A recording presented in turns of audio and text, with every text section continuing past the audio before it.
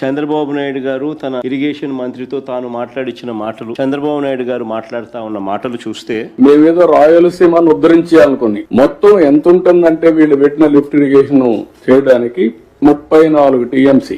ఏంటి దానివల్ల 20 టీఎంసీ నీళ్లు ఏమైపోతుంది? ఒక రిజర్వాయర్ లో ఉన్నాయి ఈరోజు 20 టీఎంసీ నీళ్లు. ఇప్పుడు కూడా మాట్లాడతారు సిగ్గు కూడా లేకుండా. వీళ్ళు మాట్లాడుతా ఉన్న మాటలు చూస్తే రేవంత్ రెడ్డితో చంద్రబాబు నాయుడు గారికి ఉన్న రహస్య ఒప్పందానికి అధికార ముద్ర వేసినట్టే. కరెక్ట్ గా రేవంత్ రెడ్డి కూడా ఇదే మాటలే మాట్లాడాడు. రాయలసీమ లిఫ్ట్ అవసరం లేదు అని అంటూ చంద్రబాబు నాయుడు బరి తెగించి మాట్లాడడం కూడా వాళ్ళిద్దరి మధ్య జరిగిన ఒప్పందానికి ఆమోద ముద్ర వేసినట్టే, అధికార ముద్ర వేసినట్టే. స్వలాభం కోసం ప్రజలకు ఎంతటి ద్రోహమైనా కూడా, ఎంతటి మోసమైనా చేయడానికి చంద్రబాబు నాయుడు అనే వ్యక్తి వెనకాడడు. తన స్వార్థం కోసం పిల్లనిచ్చిన మామను ఎన్టీ రామారావునైనా వెన్నుపోటు పొడుస్తాడు. తన స్వార్థం కోసం చంద్రబాబు నాయుడు జన్మనిచ్చిన సీమను కూడా ఏమాత్రం హెసిటేట్ చేయకుండా వెన్నుపోటు పొడుస్తాడు.